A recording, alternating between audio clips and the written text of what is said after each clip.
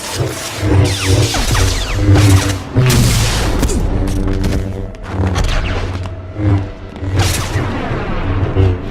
have been waiting for you. I'm not sure I've made your acquaintance. I am surprised you could have forgotten me so easily after I killed your master and you left me for dead on Naboo. It is you. You may have forgotten me, but I will never forget you. You cannot imagine the depths I would go to stay alive, fueled by my singular hatred for you. That may be so, but I defeated you before and I can defeat you again.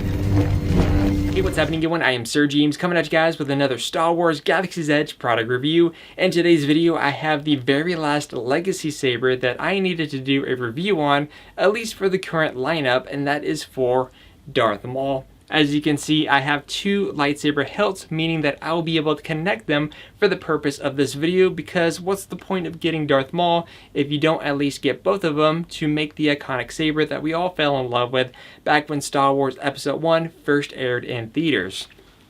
So let me go ahead and put this to the side really quick to remove the robe, because it is really hot. I can't tell you how much I would have loved to do all these reviews during the winter times, but I have to prolong through this heat to bring you guys some enjoyment. So let's go ahead and start with some basic information. How much is this going to cost you and where can you find it? Now, the Darth Maul Legacy Sabers used to cost $130, but not too long ago, Disney has been increasing some of the prices for the Legacy themed sabers. Fortunately, this was one of the sabers that also got a price increase, so it went from $130 to now $140. To be quite honest, I think $130 was a fair price, because in the end, if you wanted to make the iconic saber from Episode 1, you would have to buy not only two hilts, but of course two blades, assuming you want blades with yours or you just want the hilt in general, so whatever works for you. Now, the saber can be found at the main center shopping location known as Doc Ondar's, which you're going to be able to find additional kyber crystals, holocrons, other high-end collectibles, and of course the different character-themed legacy sabers for whatever may be in stock at the time of going. In fact, if I recall, I believe at the time that this video goes live, I believe the location for Walt Disney World is finally open for you guys, so I hope you guys are able to acquire what it is that you may be trying to seek out, but we'll touch more about that in just a few minutes. So let's go ahead and open this up. Now, what exactly do you get? You, of course, will get the crate which the saber is housed in. You got the nice logo in the front here. Inside, of course, will be the Legacy Saber hilt, just one per box. And in the bottom portion of the packaging, you actually have a connector and a tool. So opening up, there is the saber. So let's go ahead and set this off to the side here. I need to get a bigger table, to be quite honest. So I'm going to go ahead and put the saber down for just a moment so I can go ahead and remove the packaging. On the bottom here is where you're going to have the remaining components once you remove the top layer. Which, as I stated, you have the connector, which definitely has a bit of weight to it.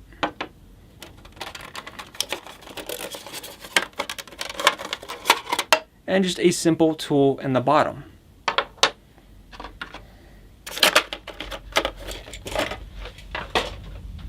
And let me go ahead and prep the other saber, because since we're going to be connecting them, we don't need to take the tools out for the other one. We only need one set of tool and one set of connector. Alright, so let's go ahead and start off with the saber.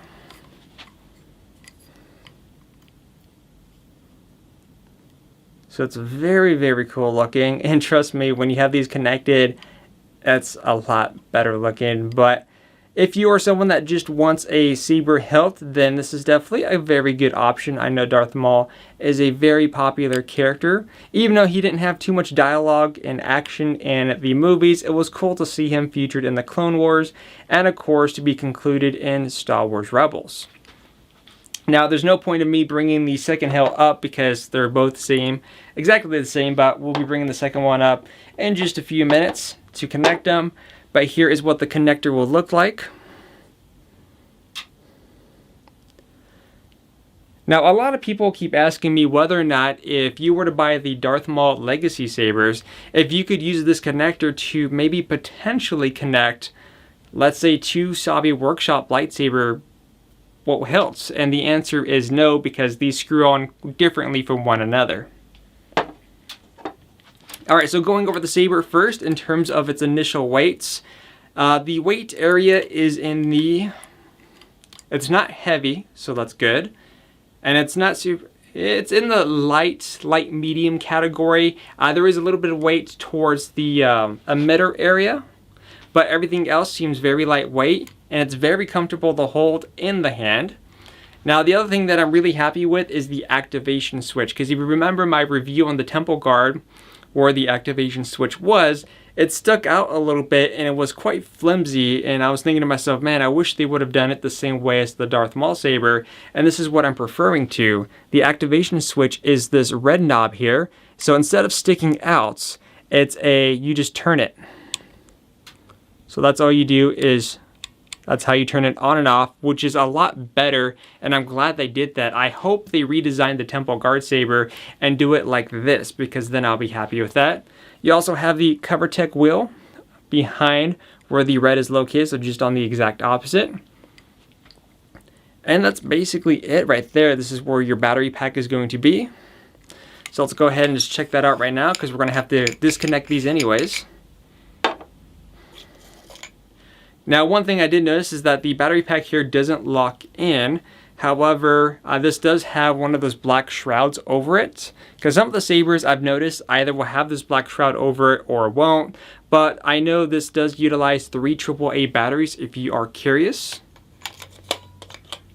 So let's go ahead and connect them, because that's what we mostly want to see.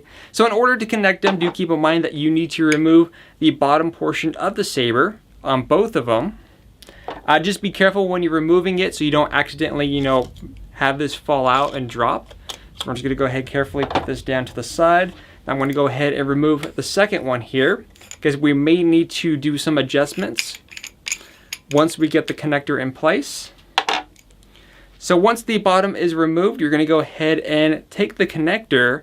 Do keep in mind that for the connector, one side has a section for the tool and the other one does not. So make note which one has the one for the tool, because if you need to make some modifications, then you're going to need to note where that one is. So this is going to be towards for the bottom. All right, so let's go ahead and there we go. Squeaky there. All right, so that is almost complete. Now we're going to need to bring the other one up, and carefully now, what you want to do is just try to have the pieces lined up first before screwing in.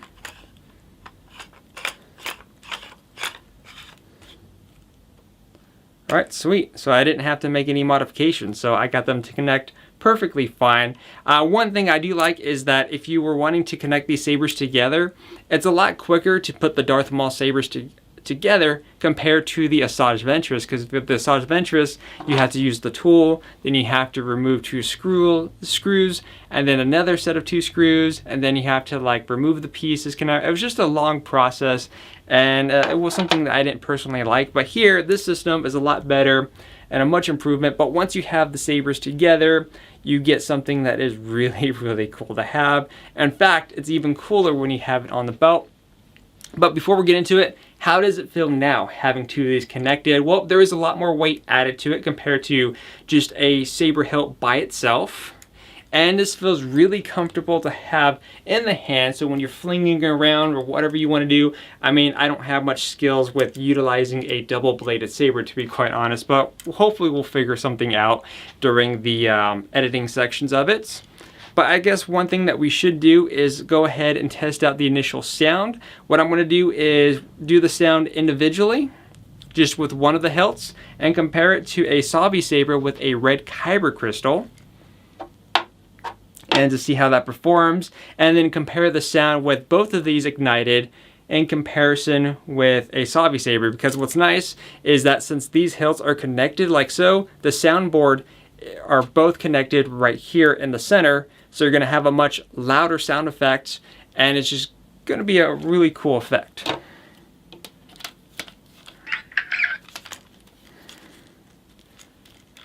So like so, you have the little knob here, you just twist this.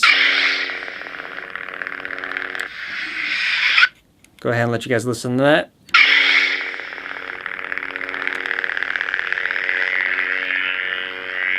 Let's go ahead and twist that. And let's go ahead and bring a Saber over. So here's one with a red kyber crystal. And we'll do it once more. Go ahead and set this down. And then here's the Darth Maul Saber by the default onboard, because you can't change it unless if you know how to take it apart and hack it. It definitely sounds a lot different. Now let's go ahead and bring on over a second blade, which by the way, if you're kind of curious what blades am I using, the blades that I'm using are the one from Sabi's workshop, which are the 31 inches. I can't imagine this with a 36-inch blade, to be quite honest, because that would be way too big of a saber. I feel like the Sabi blades, the 31 inches, would be perfect. This or the 26-inch one, whatever feels comfortable to you. It's all about the user's experience. Let's go ahead and ignite these at the same time. Oop. On, okay.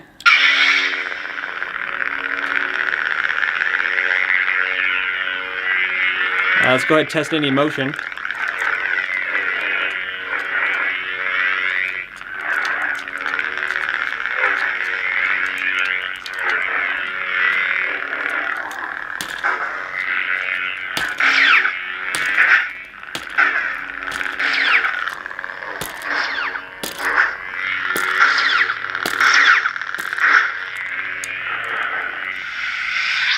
So in terms of sound and movement, it's definitely not bad, but keep in mind that when it comes to the soundboards and when it comes to the actual movement effects, they're not going to be as crazy or precise as some of the more expensive lightsabers out there from the different companies like Saberforge, Ultra Sabers, Vader's Vault, and many others out there. It's just, you know, whatever it is that they use when supplying these over to Disneyland and whatever experiences that they're going to be offering. But overall, what do I think about the lightsaber? The lightsaber in general, I think, is definitely one of my top favorites. Now, the most common question that you guys have been asking me as a community is, what is my favorite legacy saber from the lineup? Well, now that I got the chance to finally reveal the very last one that I needed to do, I think it's now time to answer this question. And everyone has different ways of rating which one they like the most to the least, but for me, I'm just going to keep it simple. I'm just going to have a category of 1, 2, and 3. 1 is basically my top pick overall. Number 2 are sabers that I like, but are just not my number 1 pick. And of course, number 3 are sabers that could use some improvement, and I'll go over those improvements. So in my number 1 slot would be Darth Maul, Obi-Wan Kenobi, Asajj Ventress, along with Darth Vader. In my number 2 category would be the Luke Return of the Jedi Saber, along with the Skywalker Legacy Saber, followed by Mace Windu. And last but not least, in category 3 would have to be Ahsoka Tano and the Jedi Temple Guard. Now I know that might throw you off a bit and you might be wondering, why are those on number 3? For the Ahsoka Tano one, as much as I like the saber, I felt like the hilt in general was just way too fat. If they could trim that down quite a bit, I think it would be a perfect buy option for there, but again, they're just gonna have to trim it and hopefully maybe re-release it. I thought they're gonna do it, but if they can, that'll be perfect. And of course, the reason why the Jedi Temple Guard is on there, as much as I love the design of the hilt, is the activation switch. The activation switch I could see being a big issue down the road for a lot of people, especially with how flimsy that switch was. If they could change it to where how it is for the Darth Maul one, where it's flush with the body and just a nice toggle switch, you know, left and right, then I think would be a perfect fix for that in my opinion. But like I said, this is just my personal thoughts that I wanted to share with you guys and how I'm rating these things. But let me know in the comment section down below, which legacy saber do you like? And in fact, for those of you who are going to the opening weekend in Orlando, Florida, what are you guys looking forward to doing the most? Are you guys looking forward to the ride first? You're going to be building a custom saber picking up a Legacy Saber. Again, let me know what your plans are for the upcoming weekend in the comment section down below. And don't forget to come back to either this video or whatever future upload is going to be on this channel. I do got plenty of stuff to do. I got the updated Kyber Crystal video, which I think will probably be the next one to do, because now that I got the Black Obsidian Crystal, we could finally do the updated Holocron one. Got some droids to review, and many more. And don't worry, this is not going to be the last lightsaber video. In fact, I have a custom saber coming in the mail, and that should be here, I'm hoping within the next 2 or 3 weeks, estimated guess. It was through their Etsy page, which I've heard was a lot faster compared to the website. But I'll let you guys figure that one out. Until then, I'll see you guys on the next video. And yes, highly recommend the Darth Maul saber. Until then, I'll see you guys on the next review. Watch out.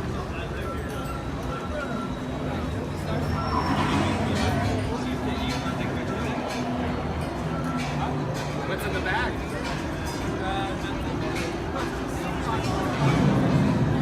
Present your identity card for verification. Alright. How about I give you enough credits you don't need some identification? That's an odd response. Your identification.